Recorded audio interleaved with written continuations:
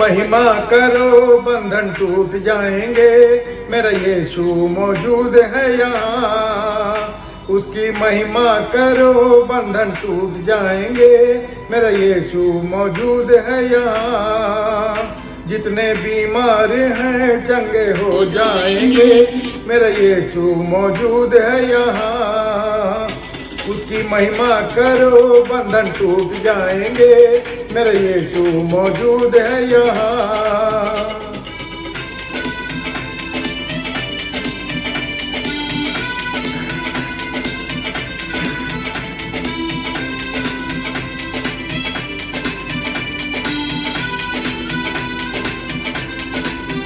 ना तू कमजोर हो, तेरी ताकत है वो तेरा हौसला, तेरी हिम्मत है वो।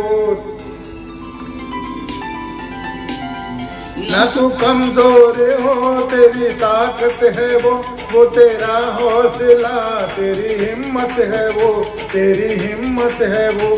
जितने कमजोर हैं नया बल पाएंगे, मेरा यीशु मौजूद है यहाँ। जितने कमजोर हैं नया बल पाएंगे, मेरा यीशु मौजूद है यहाँ। उसकी महिमा करो बंधन टूट जाएंगे, मेरा यीशु मौजूद है यहाँ।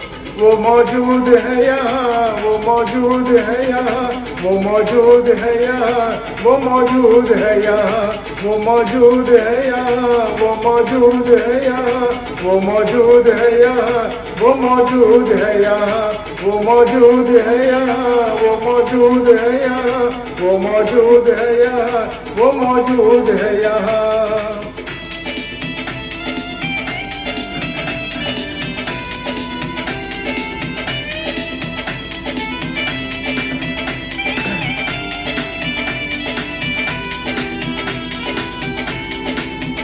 न हालातों से डर, थोड़ा विश्वास कर, वो वफादार है, थोड़ा रख तू सबर।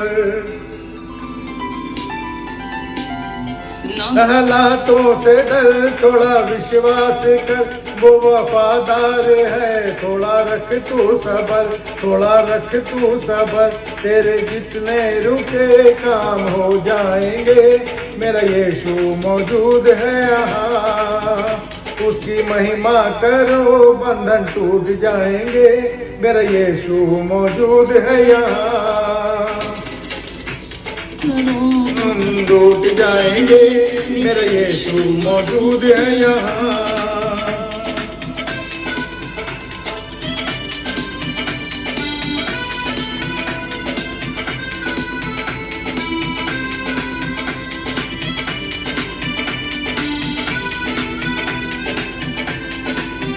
वो है जिंदा खुदा, वो है सबका खुदा, तेरे नजदीक है ना वो तुझसे जुदा। वो है जिंदा खुदा, वो है सबका खुदा, तेरे नजदीक है ना वो तुझसे जुदा, ना वो तुझसे जुदा। जितने पापी हैं सब वो क्षमा पाएंगे, मेरा यीशु मौजूद है यहाँ। जितने पापी हैं सब वो क्षमा पाएंगे, मेरा यीशु मौजूद है यहाँ। उसकी महिमा करो बंधन टूट जाएंगे, मेरा यीशु मौजूद है यहाँ। वो मौजूद है यहाँ, वो मौजूद है यहाँ, वो मौजूद है यहाँ, वो मौजूद है यहाँ, वो मौजूद है यहाँ, वो मौजूद है यहाँ, वो मौजूद है यहाँ, वो मौजूद है यहाँ, वो मौजूद है यहाँ, वो मौजूद है यहाँ, वो मौजूद है यहाँ, वो मौजूद है यहाँ। प्रभु यीशु मसीह के मधुर नाम में सारे भाइयों और बहनों को जय मसीह की। आज फिर एक बार से प्रभु ने मौका दिया, मैं डॉक्टर विंसेंट बेंजामिन आप लोग के साथ परमेश्वर के वचन से शेयर करने जा रहा हूँ। और इस पे मुख्य रूप से मेरे प्रियो आज हम देखेंगे पहली बात कि सबको एक चित्त होकर के लौ लगा करके प्रार्थना करनी चाहिए। दूसरी बात जैसा कि हम आजकल देख रहे हैं कि मसीहियों के ऊपर सताव काफ़ी बढ़ा हुआ है। ऐसा नहीं कि ये कुछ भी हो रहा है ये पहली बार हो रहा है, ये प्रभु यीशु मसीह के जीवन काल से क्यों हो रहा है। लेकिन चूँकि वर्तमान समय में हम जो अपने सामने देखते हैं तो हमको ये लगता है कि शायद ये सताव पहली बार हो रहा है। और तीसरी बात मेरे प्रियो, इन सारी कठिन परिस्थितियों से बचने के लिए, एक दूसरे को बचाने के लिए ज़रूरत है प्रार्थना की। हम सब एक दूसरे को प्रार्थना में उठाएं, एक दूसरे के लिए प्रार्थना करें। ये बहुत ज़रूरी है कि हम अपनी रोज़ की दुआओं में सबको हमेशा याद रखें। तो आइए हम परमेश्वर के वचन से देखेंगे, और वो सबसे पहला स्थान जहाँ से हम परमेश्वर के वचन को सुनेंगे वो है प्रेरितों के कार्य और उसका पहला अध्याय और 12 से 14 पद। और यहाँ पर इस प्रकार से लिखा हुआ है कि जब वे जैतून नामक पहाड़ से जो यरूशलेम के निकट एक सब्त के दिन की दूरी पर है यरूशलेम को लौटे, जब वे वहाँ पहुँचे तो उस अटारी पर गए जहाँ पतरस और यूहन्ना और याकूब और अंद्रियास और फिलिप्पुस और थोमा और बरतुल्मै और मती और हल्फई का पुत्र याकूब, शमौन जेलोतेरस और याकूब का पुत्र यहूदा रहते थे। वे सब कई स्त्रियों और यीशु की माता मरियम और उसके भाइयों के साथ एकचित होकर प्रार्थना में लगे रहे। और दूसरा भाग जो हम सुनेंगे और वो लिया गया है पहला पतरस और उसके चौथे अध्याय के 14 से 17 पद। और यहाँ पर इस प्रकार से लिखा है, फिर यदि मसीह के नाम के लिए तुम्हारी निंदा की जाती है तो तुम धन्य हो, क्योंकि महिमा का आत्मा जो परमेश्वर का आत्मा है तुम पर छाया करता है। तुम में से कोई व्यक्ति हत्यारा या चोर या कुकर्मी होने या पराये काम में हाथ डालने के कारण दुख ना पाए, पर यदि मसीही होने के कारण दुख पाए तो लज्जित ना हो, पर इस बात के लिए परमेश्वर की महिमा करे, क्योंकि वो समय आ पहुंचा है कि पहले परमेश्वर के लोगों का न्याय किया जाए, और जबकि न्याय का आरंभ हम ही से होगा तो उनका क्या अंत होगा जो परमेश्वर के सुसमाचार को नहीं मानते। और अंत में हम देखेंगे और वो है यूहन्ना रचित सुसमाचार और उसके 17 अध्याय के 6 से 11 पद। यूहन्ना रचित सुसमाचार उसका 17 अध्याय 6 से 11 पद। और यहाँ पे वचन इस प्रकार से कहता है, मैंने तेरा नाम उन मनुष्यों पर प्रकट किया है जिन्हें तूने जगत में से मुझे दिया है। वे तेरे थे और तूने उन्हें मुझे दिया, और उन्होंने तेरे वचन को मान लिया है। अब वे जान गए हैं कि जो कुछ तूने मुझे दिया है वो सब तेरी ओर से है, क्योंकि जो वचन तूने मुझे दिए मैंने उन्हें उनको पहुंचा दिया, और उन्होंने उनको ग्रहण किया, और सच सच जान लिया कि मैं तेरी ओर से आया हूँ, और विश्वास कर लिया है कि तू ही ने मुझे भेजा। मैं उनके लिए विनती करता हूँ, संसार के लिए विनती नहीं करता, परंतु उन्हीं के लिए जिन्हें तूने मुझे दिया है, क्योंकि वे तेरे हैं, और जो कुछ मेरा है वो सब तेरा है, और जो तेरा है वो मेरा है, और इनसे मेरी महिमा प्रकट हुई। मैं अब जगत में न रहूँगा, परंतु ये जगत में रहेंगे, और मैं तेरे पास आता हूँ। हे पवित्र पिता, अपने इस नाम से जो तूने मुझे दिया है उनकी रक्षा कर कि वे हमारे समान एक हों। परमेश्वर की आशीष उसके वचन के पढ़े और सुने जाने में बहुत आयत से हो। आइए हम प्रार्थना मांगें। प्रभु जी, धन्यवाद देते हैं आज के इस सुंदर दिन के लिए जो आपने हम सब विश्वासियों को दिखाया और हमारे जीवनों में एक दिन फिर जोड़ा है, यह अवसर दिया है कि हम आपके सामने धन्यवाद के साथ अपने सरों को झुका करके आए। प्रभु जी, विनती करते हैं कि हम सबों के विश्वास को मजबूत करिए, कि हम सब जो एक साथ मिल करके एक चित हो करके लौ लगा करके आपसे विनती करते हैं, हमारी प्रार्थनाएं आप तक पहुँचें प्रभु, और आप उनका जवाब हमको दें। प्रभु हम सबों की, सारे विश्वासियों की रक्षा करिए, विशेष रूप से इस कठिन समय में, जबकि सताव काफ़ी ज़ोरों पर है प्रभु, लेकिन हम जानते हैं कि आपका बचाव उससे ज़्यादा है प्रभु।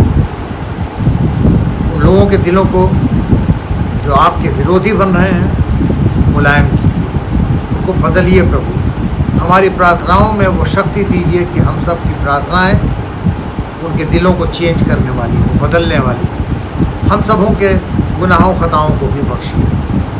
होने दीजिए कि हम सब इस अंत के समय में अपने आप को पूरी तौर से तैयार रखें और कभी भी इन कठिन परिस्थितियों में, इस सताव के दिनों में अपने आप के नज़दीक उस घबराहट को ना आने दें जिससे कि हमारे ईमान को ज़रा सा भी कोई असर पहुंचने वाला हो, हम अपने ईमान में कमज़ोर पड़ने वाले हो। हमारी सहायता करिए प्रभु, और होने दीजिए कि हमारे ईमान को देखते हुए लोगों के भी ईमान मजबूत हो। इस प्रार्थना को प्रभु यीशु मसीह के पवित्र मधुर नाम से मांगते हैं, सुनिए और ग्रहण करिए। आमीन। मेरे प्रियो, परमेश्वर का एक बार फिर से धन्यवाद कि हम सबों को ये अवसर बार बार मिल रहा है कि हम सब अपने आप को तैयार करें आने वाले समय के लिए। जब हमारे सामने कठिन समय चल रहे हैं तो ज़रूरी है कि हम अपना समय ज़्यादातर प्रार्थना में बिताएं, और वो भी हमारी प्रार्थनाएं जो लौ लगा करके, एक चित हो करके, एक साथ मिल करके, चाहे वो हमारी पारिवारिक प्रार्थनाएं हों, हमारी व्यक्तिगत प्रार्थनाएं हों या हमारी कलीसियाई प्रार्थनाएं हों, उसमें हम आप तक अपनी बात को पहुंचाने वाले हो सकें। मेरे प्रियो, अभी 3 जगह से हमने पढ़ा और सुना, तो इससे पहले कि हम विस्तार से यूहन्ना रचित सुसमाचार 17 अध्याय के 6 से 14 पद पे विचार करेंगे। उसको समझने के लिए अगर हम बाद में आप देखिएगा, पूरे यूहन्ना के 17 अध्याय को पूरा पढ़िएगा, तो आपको उन सारी बातों को समझने में ज़्यादा आसानी होगी। ये सारी बातें जो पढ़ी गई हैं मेरे प्रियो, वो प्रभु यीशु मसीह द्वारा की गई प्रार्थना है, जो बहुत लंबी, सबसे लंबी प्रार्थना उनके द्वारा जो की गई है। ये स्वर्गारोहण से पहले की प्रार्थना है, और ये पाठ जो है वो पेंटिकॉस्ट से पहले का है, जब अभी होली स्पिरिट, पवित्र आत्मा भेजी गई थी। मेरे प्रियो, अगर इन सारी बातों को समझने के लिए अगर हम देखते हैं, तो अगर इब्रानियों के पुस्तक के 10वें अध्याय को पढ़ें तो सारी चीज़ और भी अच्छी तरीके से क्लियर हो जाती है, क्योंकि ये सारा प्रकरण जो है, जो आज का जीवन हमारे लिए है, जो हम जिस जीवन में हम चल रहे हैं, जो स्थिति है, वो हमारे सामने वो पोस्ट असेंशन की है, स्वर्गारोहण के बाद की है, पोस्ट पेंटिकॉस्ट की है। लेकिन आज जो हमारे सामने है, जो हमारी स्थिति हमारे चल रही है, वो पोस्ट असेंशन या पोस्ट पेंटिकॉस्ट के रूप में हम इसको समझ सकते हैं। इन बातों को समझने से पहले हम जो पाठ पढ़ा गया प्रेरितों के कार्य, उसके पहले अध्याय के 12 से 14 पद को, तो वहाँ पर हमने देखा कि चेले जो हैं वो जैतून पर्वत पे गए हुए थे, और वहाँ से वो लौट करके यरूशलेम को आते हैं, और वहाँ पे अपने वो घर पे, अपने उस अपर रूम में जो ऊपरी अटारी है उसमें जाते हैं, जहाँ पे वो सब साथ रहते थे 11 चेले, और वे सभी वहाँ पे हैं, और ये तो यीशु मसीह की माँ भी वहाँ पर हैं, और उसके भाई हैं, और दूसरी स्त्रियाँ भी हैं, और वो सब मिल करके एक चित्त हो करके प्रार्थना में लगे। ध्यान देने की बात है ये कि सब एक चित्त हो करके प्रार्थना में लगे हुए थे। और ये होली स्पिरिट का जो हमको अनुभव होता है मेरे प्रियो, या होली स्पिरिट जब हमको मिलता है या किसी को भी मिलता है, तो उसका मकसद ये होता है कि हमारे अंदर से उस आत्मा का प्रवाह इस प्रकार से होना चाहिए कि हम परमेश्वर से जब प्रार्थना करते हैं, विनती करते हैं, निवेदन करते हैं, तो वो पूरी आत्मा और सच्चाई के साथ परमेश्वर के सामने रखे जाए।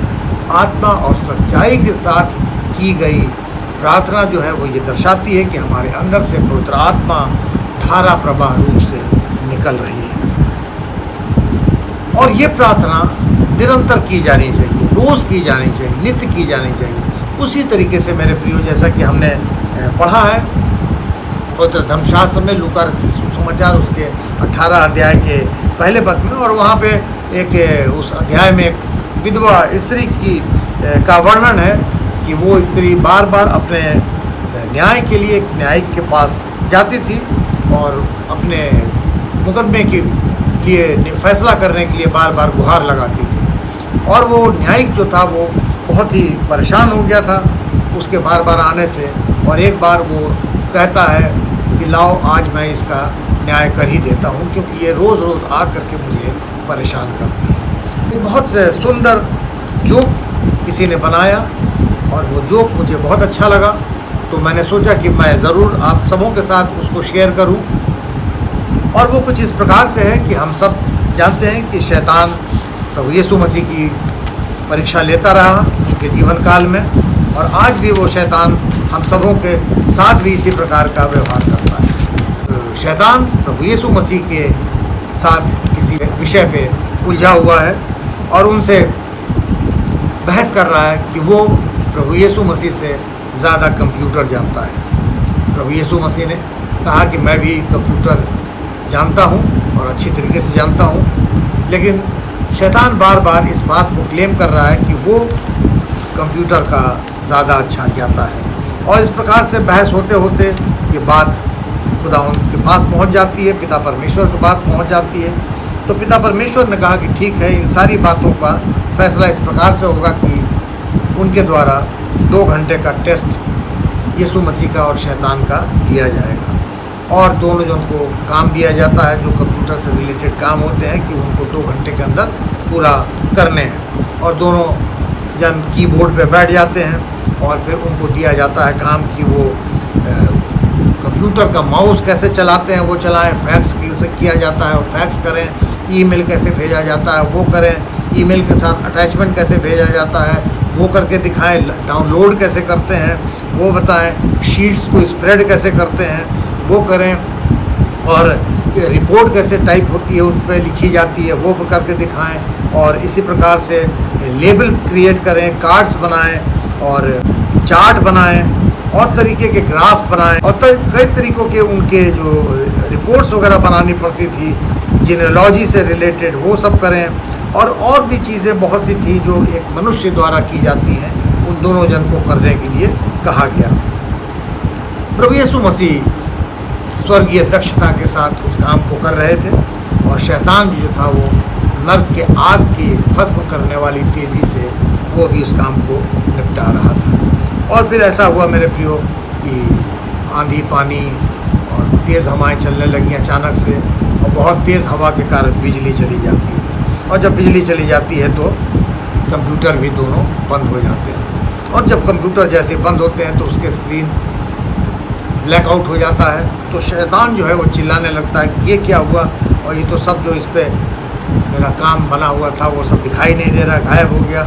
और प्रभु यीशु मसीह आराम से चुपचाप बैठे रहते हैं अपने जगह पे, और जब लाइट 2 घंटा ख़त्म होने का है और उससे कुछ देर पहले आती है तो शैतान जो है अपने कंप्यूटर पे देखता है तो ज़ोर ज़ोर से चिल्लाने लगता है कि जो कुछ भी मैंने काम किया था वो सब गायब हो गया, सब खत्म हो गया, सब कुछ समाप्त हो गया, सब कुछ भी नहीं बचा है। लाइट के जाने से, उस प्रकाश के जाने से सारा काम ख़त्म, मेरा समाप्त हो गया है। और यीशु मसीह चुपचाप बड़े आराम से अपने सारे काम को जो उन्होंने किया था प्रिंट आउट उसका निकालना शुरू कर देते हैं। जो काम उन्होंने किया था वो सारे काम का प्रिंट आउट निकालते हैं, और शैतान जो है वो ज़ोर ज़ोर से चिल्लाने लगता है, ये तो ठीक नहीं है, फेयर नहीं है, ये तो बहुत गलत है, ये कैसे कर सकते हैं, यीशु मसीह है ऐसा कैसे कर सकते हैं, मेरा तो कुछ नहीं बचा और इनका कैसे सब बच गया। और तब खुदा बाप पिता परमेश्वर शैतान से जवाब देते हैं, वो कहते हैं वो इसलिए बच गया क्योंकि यीशु बचाता है, because Jesus saves. Yes my dear friends, Jesus जो है हमको हमारे पापों से, हमें नर्क की आग में जाने से बचाता है, हर एक उस बात से जो हमको नर्क की आग की ओर ले जा सकती है। अगर हम उसकी ओर देखते हैं तो हमको वो बचाने को हमेशा तैयार रहता है, वो हमको बचा लेता है। ज़रूरत है कि हमको एकचित हो करके प्रार्थना करनी है। अगर हम एकचित हो करके लौ लगा करके यीशु मसीह से, पिता परमेश्वर से प्रार्थना करते हैं तो वो हमको बचा लेते हैं। चाहे कितना भी शैतान हमारी संसार के अंदर परीक्षा करे, जो कि ज़रूरी है होना, और विशेष रूप से इस समय में जबकि ये जगत के अंत के समय के दौर में हम गुजर रहे हैं, जैसा कि परिस्थितियां बता रही हैं, जैसा कि चिन्ह प्रकट करते हैं, तो परमेश्वर से अगर हम निरंतर प्रार्थना करते हैं, चित्त लगा करके प्रार्थना करते हैं, तो यीशु मसीह हमको बचाते हैं। अब हम दूसरे संदर्भ की ओर देखेंगे। वो संदर्भ था पहला पत्रस उसके 4 अध्याय के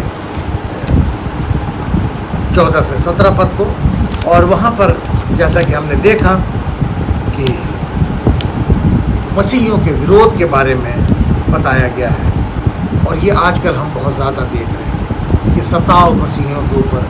अभी हम सबों के सामने वो वीडियो ज़रूर जा रहा होगा जहाँ हमने देखा होगा कि रायपुर में किस प्रकार से कुछ जवान बच्चे प्रचार का काम कर रहे हैं और अन्य धर्म के लोग उनको पकड़ के बुरी तरीके से मार रहे हैं, दौड़ा दौड़ा करके हाथों से, पैरों से, डंडों से, और गंदी गंदी गालियां दे रहे हैं। मेरे प्रियो, यही हमारे विश्वास की परख है। यहीं पर हमें अपने विश्वास का प्रमाण देना है।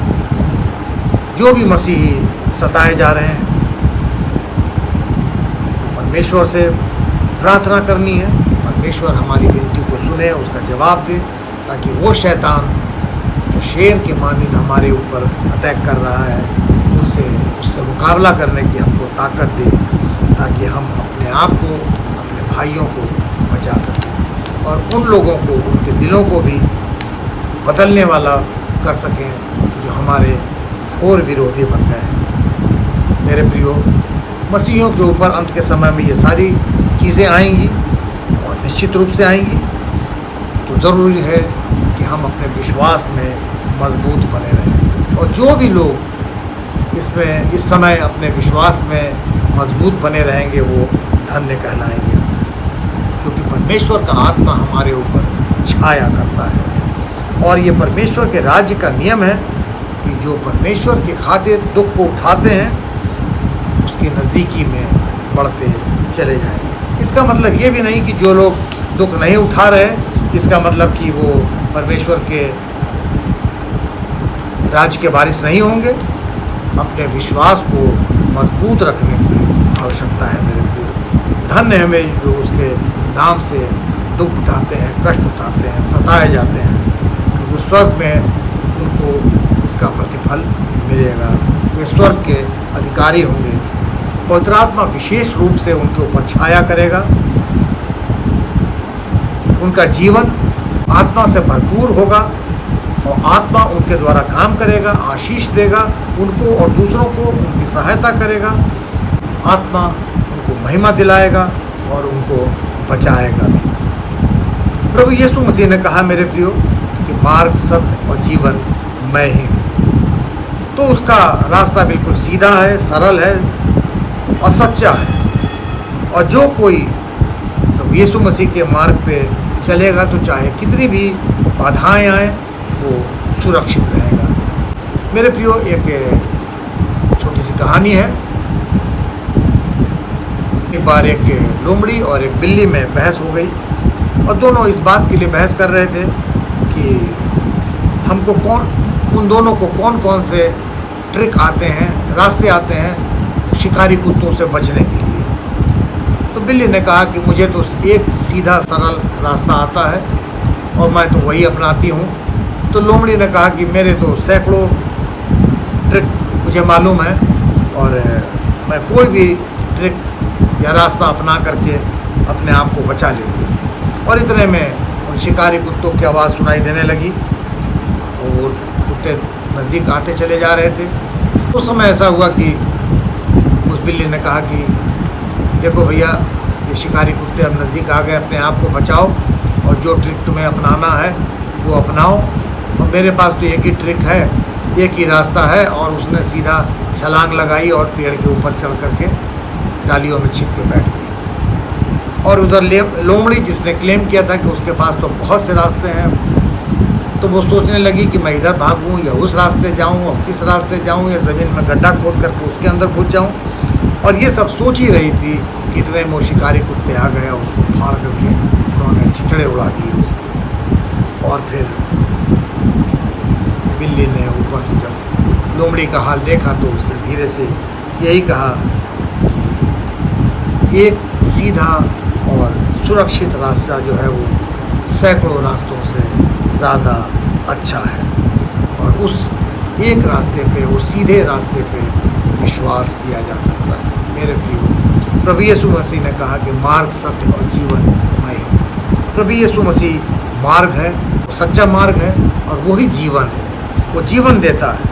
और जो उसके ऊपर विश्वास करते हैं, जो विश्वास के साथ अपने गुनाहों का अंगीकार करते हुए, पछताते हुए प्रभु यीशु मसीह के पास आते हैं, उस पर भरोसा रखते हैं, तो निश्चित रूप से वो 1000 रास्तों पे जाने से ज़्यादा अच्छा है, सुरक्षित है, जो हमको अनंत जीवन का भाग्य बनाता है। और उसके द्वारा, उस एक रास्ते के द्वारा जो प्रभु यीशु मसीह ने हमको बताया, हम अगर उस पर चलते हैं तो अनंत जीवन निश्चित रूप से प्राप्त करते हैं। मेरे प्रियो, जैसा कि यूहन्ना रचित सुसमाचार उसके 17 अध्याय के कुछ अंश को पढ़ा गया, अगर उस पूरे चैप्टर को पढ़ेंगे तो वहाँ पे आप पाएंगे कि 1 से लेकर के 5 पद तक जो है वो प्रभु यीशु मसीह ने स्वयं के लिए प्रार्थना की है। और उसके बाद अगर 6 से 19 तक पदों को पढ़ेंगे तो वहाँ पे पाएंगे कि प्रभु यीशु मसीह चेलों के लिए प्रार्थना कर रहे हैं।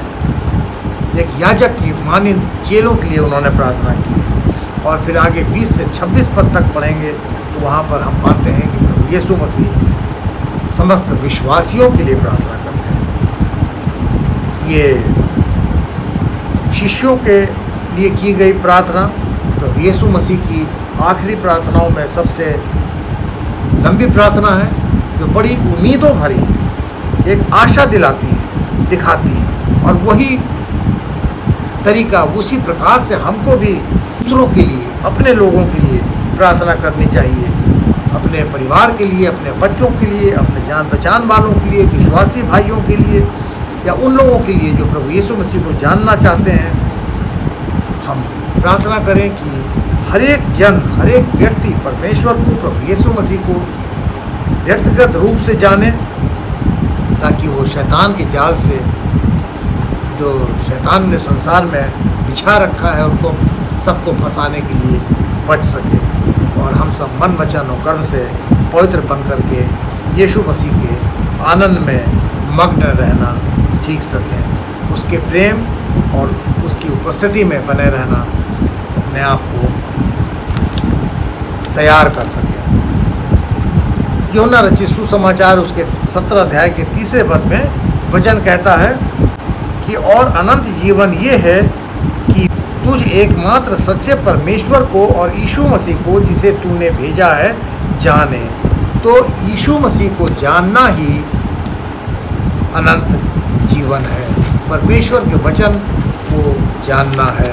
मेरे प्रियो, प्रभु यीशु मसीह एकमात्र वो प्रभु है जिसको जानने से हम अनंत जीवन के भागी हो जाते हैं। अनंत जीवन को एक विश्वासी निश्चित रूप से प्राप्त कर सकता है, जो पिता, पुत्र और पवित्र आत्मा की संगति में रहते हैं, तो अनंत जीवन उनको अवश्य ही प्राप्त होता है। तो ये ज़रूरी है, क्योंकि हम जिंदा खुदा के मानने वाले हैं, और हम उस भविष्य की, उस फ्यूचर की उम्मीद में, उसकी आशा में रहते हैं। तो ज़रूरी है कि हम प्रभु यीशु मसीह को पर्सनली, व्यक्तिगत रूप से जानें, उसको ग्रहण करें। अगर उसको हमने पर्सनली, व्यक्तिगत मुक्तिदाता ग्रहण नहीं किया है, नहीं जाना है, तो तो अभी भी वक्त है कि हम प्रभु यीशु मसीह को व्यक्तिगत रूप से जानें, और तभी हम अनंत जीवन के उसके राज्य के वारिस हो सकते हैं। एक छोटी सी कहानी बताना चाहूँगा। एक पिता और पुत्र, उसका जवान, दोनों बहुत वर्ल्ड फेम की पेंटिंग्स रखने के बड़े शौकीन थे, और उनके पास बड़ी रेयर पेंटिंग्स थी, पिकासो की, वैन गॉग की, मोनेट की, हुसैन की और बड़े बड़े आर्टिस्टों की। और ऐसा हुआ कि लड़ाई छिड़ी तो उसके जवान लड़के को युद्ध में जाना पड़ा, और जब वो बेटा उसका युद्ध में चला गया तो वहाँ पर जाकर के वो लड़ाई में शहीद हो गया। और एक दिन ऐसा हुआ कि बड़े दिन का समय था, और उस दिन एक जवान सैनिक उनके घर पे आया, उसने घंटी बजाई, और जब पिता ने दरवाज़ा खोला तो देखा कि सामने एक जवान सैनिक खड़ा है और अपने हाथ में एक पेंटिंग लिए हुए है। उस सैनिक ने बताया उसके पिता से कि मैं आपके बेटे का दोस्त हूँ, और आपके बेटे ने युद्ध के समय में मुझे मरने से बचाया था, और वो मेरा बहुत अच्छा दोस्त था, तो मैंने एक पेंटिंग उसके लिए बनाई, उसकी बनाई। हालांकि उसने, लड़के ने कहा कि वो कोई बहुत अच्छा पेंटर तो नहीं है, बहुत अच्छा कलाकार नहीं है, लेकिन फिर भी उसने कोशिश की है उसके बेटे की एक अच्छी सुंदर तस्वीर बनाने की। और फिर वो उसने उसके बेटे की तस्वीर पिता को सौंप दिया, दे दिया, और वो वहाँ से चला गया। पिता ने उस पेंटिंग को मेंटल पीस पे सजा दिया, और फिर ऐसा हुआ कि कुछ दिनों बाद पिता की भी मृत्यु हो गई। पिता ने ये विल किया था कि उसके नहीं रहने के बाद, क्योंकि डर था कि वो सारी पेंटिंग्स खराब हो जाएंगी, तो वो नीलाम कर दी जाएं, किसी अच्छे व्यक्ति के हाथ में चली जाएं, ताकि लोग उसको अपने पास रख सकें सुरक्षित रूप से। तो क्रिसमस के दिन नीलामी ठहराई गई थी, क्योंकि उसी दिन वो पेंटिंग, उसके बेटे की पेंटिंग उस जवान ने भी ला करके उस पिता को दी थी, जो अब नहीं रहा था। तो जो नीलामी कराने वाला बिडर था, तो उसने नीलामी शुरू की। तो उसने कहा कि सबसे पहले नीलामी उसके बेटे के चित्र की होगी, पेंटिंग की होगी, और लोग बोली लगाएं। उस बेटे की पेंटिंग को लेने के लिए कोई भी तैयार नहीं था, और उस नीलामी करने वाले बिडर ने बार बार कहा कि लोग बोली बोलें, क्योंकि जब तक बेटे की पेंटिंग नीलाम नहीं हो जाती तब तक और पेंटिंग नहीं दी जाएगी। लेकिन कोई भी बोलने को तैयार नहीं था, क्योंकि वो साधारण सी पेंटिंग थी, और लोग तो वहाँ पे बड़ी बड़ी पेंटिंग लेने के लिए आए हुए थे। और फिर ऐसा हुआ कि एक उस पिता का दोस्त था, तो उसने सोचा कि मेरे दोस्त के बेटे की पेंटिंग की बेइज्जती हो रही है कि कोई लेने को तैयार नहीं है, तो वो बामुश्किल वो भी तैयार हो गया, और उसने कहा कि ठीक है, मैं इस पेंटिंग को मात्र 50 रुपये में लेने के लिए तैयार हूँ। तो उसने कहा ये तो बहुत कम है, लेकिन फिर भी उसने कहा ठीक है, इससे ज़्यादा कोई बोली लगाना चाहता हो, लेकिन कोई भी तैयार नहीं हुआ बोली लगाने को, कोई भी बोली सामने नहीं आई। फिर उस बिडर ने 1, 2, 3 करके बोली क्लोज कर दी, समाप्त कर दी, और फिर उस व्यक्ति को वो पेंटिंग दे दी। लेकिन वो पेंटिंग देने के साथ साथ उसने वो सारी पेंटिंग जो थी वो भी उस व्यक्ति को दे दी। अब लोग वहाँ पे हक्का बक्का रह गए, ये क्या कर रहे हैं, और लोग चिल्लाने लगे, ये तो कोई बात नहीं है, यहाँ तो पेंटिंग की ऑक्शंस के लिए बुलाया गया था, और आप जो है सिर्फ बेटे की पेंटिंग देने के बाद आप सारी पेंटिंग उसको दे रहे हैं। तो उस बिडर ने कहा कि उस पिता ने अपने विल में ये कहा था कि जो बेटे को ले लेगा वो सब कुछ उसको मिल जाएगा, जो बेटे को लेगा उसे सब कुछ मिल जाएगा। One who takes the son gets all। मेरे प्रियो, आज जब हम बेटे को यानी प्रभु यीशु मसीह को अगर हम ले लेते हैं, ग्रहण कर लेते हैं अपने जीवन में, तो निश्चित रूप से हमको सब कुछ मिल जाता है। और प्रभु यीशु मसीह भी कहते हैं, हमारे लिए कहते हैं, जैसा कि यूहन्ना 17 के 6 पद में उन्होंने कहा कि मैंने तेरा नाम उन मनुष्यों पर प्रकट किया है जिन्हें तूने जगत में से मुझे दिया। वे तेरे थे और तूने मुझे दिया है और उन्होंने तेरे नाम को मान लिया है। तो हम में से हर एक जन जो जगत में है और हमको जो परमेश्वर पिता ने प्रभु यीशु मसीह को दिया, हमने प्रभु यीशु मसीह के नाम को मान लिया है, यानी कि हमने परमेश्वर के वचन को मान लिया है। और जब हम परमेश्वर के वचन को मान लेते हैं तो यीशु ने उन लोगों को जो विश्वासी हैं उनकी रक्षा, आनंद, पवित्रता, प्रेम और एकता के लिए प्रार्थना की। और वही वो चाहता है, सभी विश्वासी यीशु मसीह के वचन को मानते और उसके शिक्षा को ग्रहण करते। प्रियो, यीशु मसीह ने हमको अपने साथ दूसरों के लिए भी प्रार्थना करना बताया, सिखाया। हमें सिखाया दूसरों के लिए निरंतर प्रार्थना करते रहे। जैसा कि पहला तीमुथियुस उसके 2 अध्याय के पहले पद में वचन ने हमको बताया है कि एक दूसरे के लिए प्रार्थना करो। हम नहीं जानते कि हमारे लिए कौन प्रार्थना कर रहा है। अगर हम किसी के लिए प्रार्थना करते हैं तो हो सकता है कि कहीं कोई हमारे लिए भी प्रार्थना कर रहा हो। और इसीलिए हम तमाम तरीके की परेशानियों से, विघ्न बाधाओं से बच करके बाहर निकल जाते हैं। जैसा कि याकूब की पुस्तक उसके 5वें अध्याय के 16 पद में वचन हमको बताता है। तो मेरे प्रियो, वो समय आ गया है जब इस समय हर एक मसीही के लिए हम सबों को रोज़ प्रार्थना करनी है। चाहे वो अपने परिवारों में प्रार्थना करें, अपने चर्चेस में प्रार्थना करें, कलीसिया के बीच में प्रार्थना करें।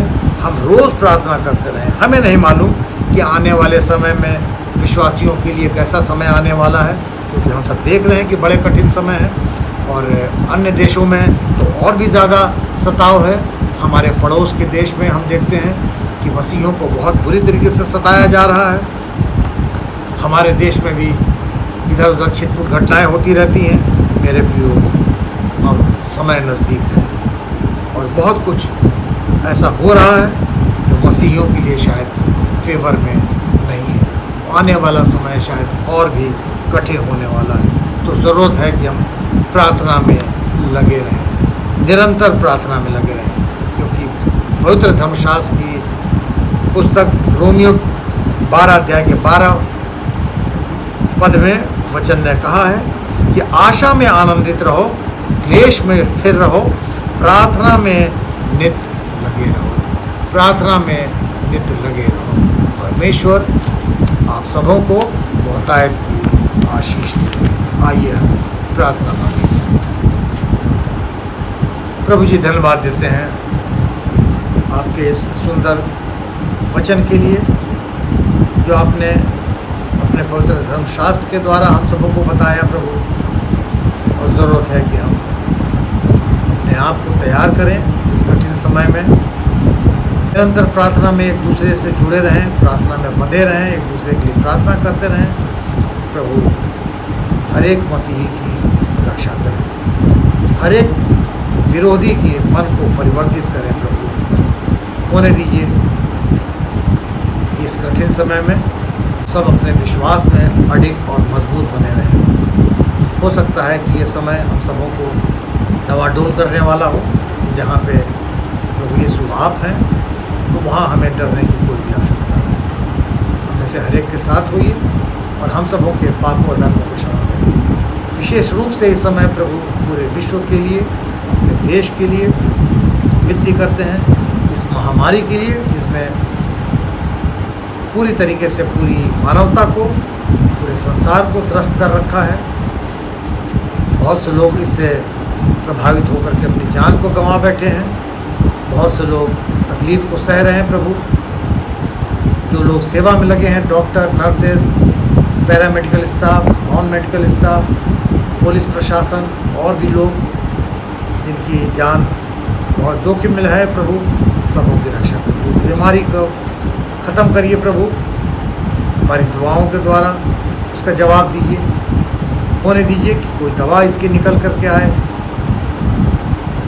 और लोगों को उसका लाभ मिले, लोगों की रक्षा की जा सके। पूरे विश्व में आपकी शांति हो प्रभु। होने दीजिए, लोगों के विश्वास को मजबूती मिले, हम सबों की रक्षा के लिए जाने अनजाने हमसे जो कुछ भी भूल हुई है उसको हम आपसे उसके लिए क्षमा मांगते हैं। यीशु मसीह के पवित्र मधुर नाम से इस प्रार्थना को मांगते हैं, सुने और ग्रहण करें। आमीन। सबको जय मसीह।